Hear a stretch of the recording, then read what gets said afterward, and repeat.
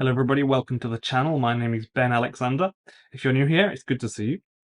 So we're talking about Toyota. They had a meeting in Sydney and their sales and marketing boss had a bit of an outburst. And you could see that the other staff from Toyota were sort of going, get off the stage. And he just kept talking. And so this has caught the attention of the media. And really, he was just sort of giving an idea or an insight into what Toyota believe about becoming carbon neutral. And he was explaining kind of why they are not going toward electric cars. So I will talk about what they believe and why I think they're wrong in regards to hydrogen cars and why hydrogen is so inefficient. If you want to know about the energy vector transition, which is basically talking about the inefficiency of hydrogen, um, then we'll get into that. We'll get a little bit nerdy.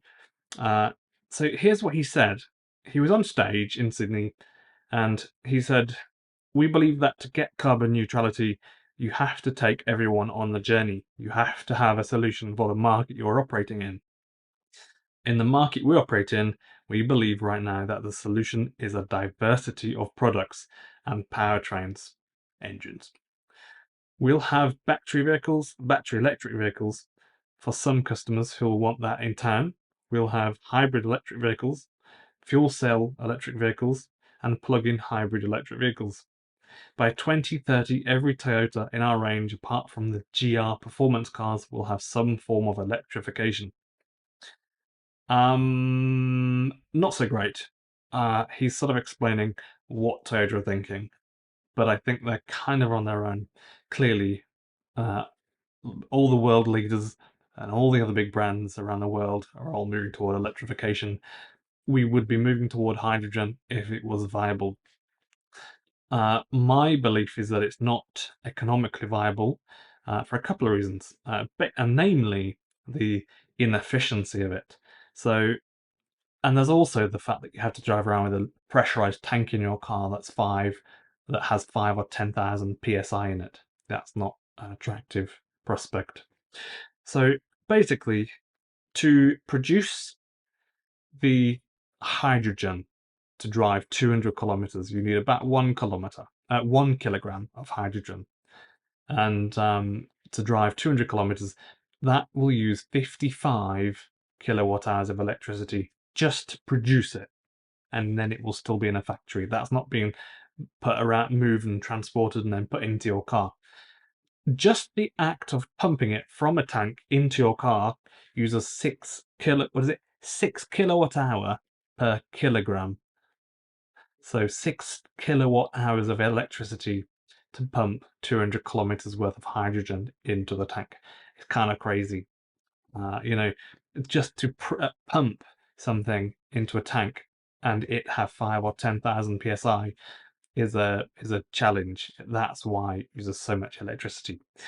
So far, that doesn't sound crazy, but then he goes on to talk about why they want to use hydrogen cars, and then he starts saying that if you go in that building over there, there is a car that runs on hydrogen, actually two of them, and then there is a forklift that also runs on hydrogen, and there's a building over there where a machine or something like that runs on hydrogen. The hydrogen is brilliant, and I think everybody would love to see hydrogen take off and become a really dominant fuel these days, but we don't think it will. And my belief is that it's because it's so inefficient. So it's something to do with the energy vector transition, which is kind of like the wheel to well argument, I believe. So the energy vector transition, if you want to Google that, is a really interesting thing. It's kind of talking about the inefficiencies along the way. So getting a product from A to B until it gets put into your car. And to do that, it kind of has to go through wire to gas to wire to your car. It's quite a difficult process and it uses a lot of energy. So let's just get some numbers in so we can quantify why we generally don't think hydrogen will become a dominant fuel in future. Number one, they've been talking about doing this for years and years and years and years and years, and it has never come to fruition.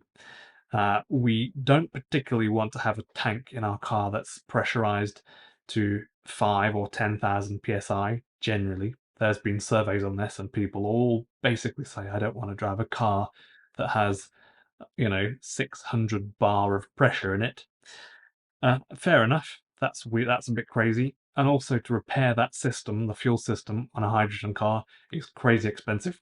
And producing 1 kilogram of hydrogen requires about 5 kilowatt hours of electricity for process heat.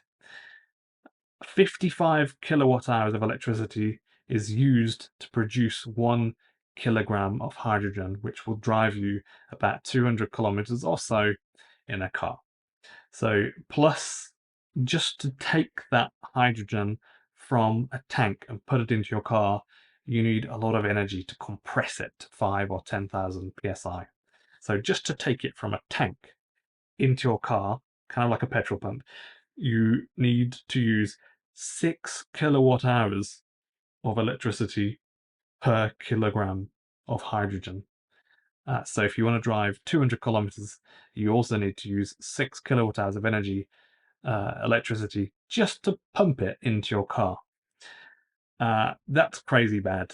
And 55 kilowatt hours of electricity just to produce the hydrogen to then drive 200 kilometers is also not great.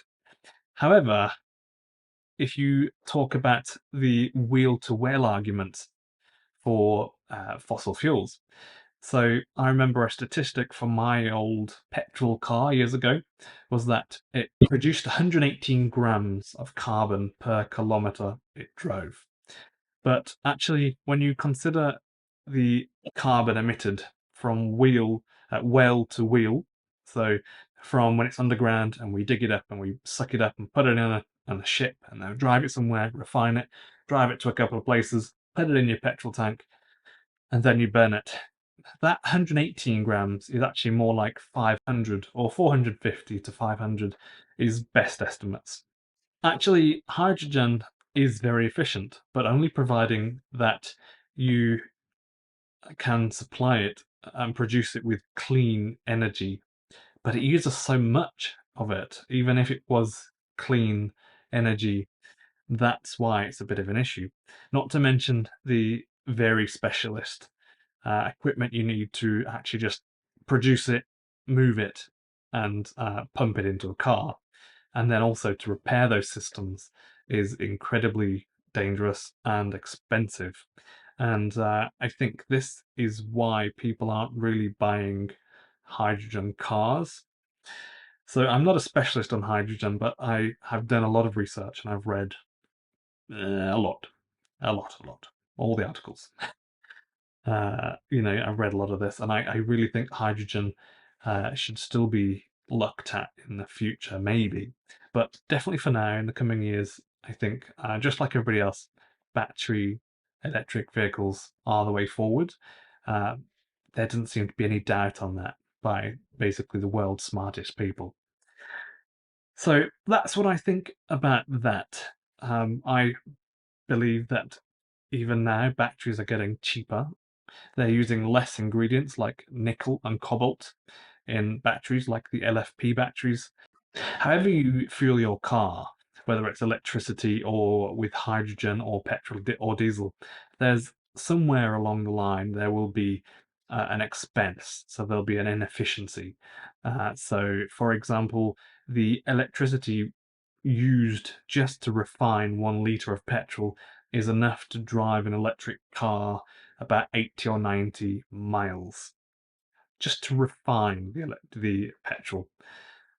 So there's a loss in pretty much all fuels. We just need to make sure that we're trying to keep things as forward thinking as possible and as clean as possible. I think that's the goal. And as much as I really like Toyota vehicles and I really like Toyotas and they finesse their products and they make some brilliant cars and they've been around for a very long time. Um, I, like a lot of people, think that they should just focus on battery electric vehicles and quick. If you like the video, consider subscribing because I make videos every single day, sometimes 3 videos a day, maybe 4, maybe 5, sometimes just the one. Thanks for watching.